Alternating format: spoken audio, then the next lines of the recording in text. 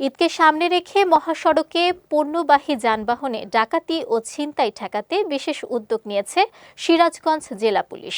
জেলার যমুনা সেতু পশ্চিম সংযোগ মহাসড়কে রাতে চলাচলকারী যানবাহনগুলোকে দেয়া হচ্ছে পুলিশের বিশেষ এসকর্ট সেবা। এতে চালক ও পণ্য মালিকদের মধ্যে কিছুটা স্বস্তি ফিরে এসেছে। সিরাজগঞ্জ প্রতিনিধি সোহাগ হাসান জয়ের পাঠানো তথ্যচিত্রে বিস্তারিত ডেস্ক রিপোর্টে। উত্তরবঙ্গের প্রবেশদ্বার হিসেবে পরিচিত যমুনা সেতুর পশ্চিম সংযোগ মহাসড়ক দিয়ে প্রতিদিন উত্তর ও দক্ষিণ পশ্চিমাঞ্চলের প্রায় ২২ জেলার প্রায় ২৫,০০০ বিভিন্ন ধরনের যানবাহন চলাচল করে। ঈদকে কেন্দ্র করে এই সংখ্যা কয়েক গুণ বেড়ে যায়। এর মধ্যে পণ্যবাহী ট্রাকের সংখ্যাই বেশি। যমুনা সেতু পশ্চিম গোল চত্বর থেকে হাটিকুমরুল পর্যন্ত প্রায় ২২ কিলোমিটার মহাসড়কের বড় একটি অংশ ফাঁকা ও জনমানবশূন্য।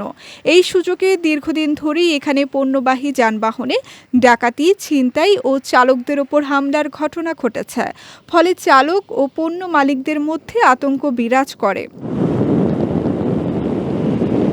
এই পরিস্থিতিতে সিরাজগঞ্জ জেলা পুলিশ মূল্যবান পণ্যবাহী যানবাহনগুলোকে একটি বহরের আওতায় এনে সামনে ও পেছনে পুলিশের গাড়ি দিয়ে এসকর্ট করে পার্শ্ববর্তী জেলা পাবনা, রাজশাহী ও বগুড়া জেলার সীমানা পর্যন্ত পৌঁছে দিচ্ছে।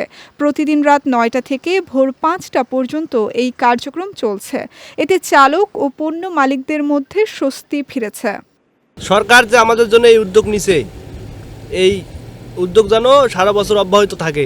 যমুনা সেতু থেকে হাটিকুমরুল মোড় পর্যন্ত আমাদেরকে এসকর্ট দিয়ে রাত্রেবেলা পুলিশ এনে নিয়ে যায়। ৪-৫টা ছেলে পেলে আসে গলায় চাকু ধরে টাকা নেয়, মোবাইল নেয়, ট্যাঙ্কি থেকে তেল বের করে নেয়। কিন্তু এখন এই ২-৩ মাস ধরে এটা একটু নাই। এখন আমরা যমুনা সেতু থেকে দিনাজপুর পর্যন্ত যে পুলিশের যে প্রোটোকলটা পাই, ভালো আলহামদুলিল্লাহ। এনে পুলিশ টাকাতে আমরা নিরাপত্তা গাড়ি ঘোড়া চালাতে পারি, এই কারণে আমরা সুন্দরভাবে চলাফেরা করতে পারি রাস্তায়। জেলা পুলিশের ২টি এবং থানা পুলিশের ১টি, মোট ৩টি টিম এই দায়িত্ব পালন করছে। গত ১লা মার্চ শুরু হওয়া এই কার্যক্রম চলবে ঈদের আগের দিন ভোর পর্যন্ত।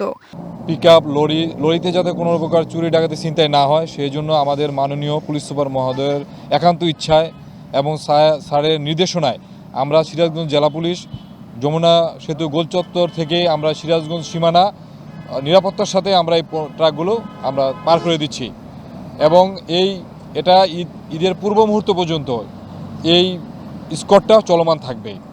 তবে সামাজিক সংগঠনের নেতারা মনে করেন কয়েকদিনের উদ্যোগে সাময়িক স্বস্তি মিললেও অপরাধীদের শনাক্ত করে আইনের আওতায় আনাই স্থায়ী সমাধান।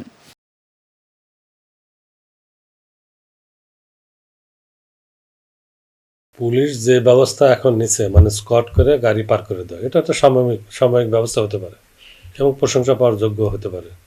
কিন্তু মূল সমস্যার সমাধান করতে হলে ওই ডাকাতদেরকে চিহ্নিত করে ধরতে হবে। ঈদকে সামনে রেখে মহাসড়কে চালু করা পুলিশের এসকর্ট সেবা চালক ও পণ্য মালিকদের মধ্যে স্বস্তি ফিরিয়ে দিয়েছে।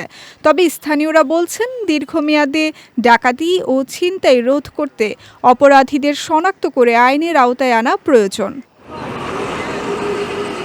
বিজয় টিভি নিউজ ডেস্ক।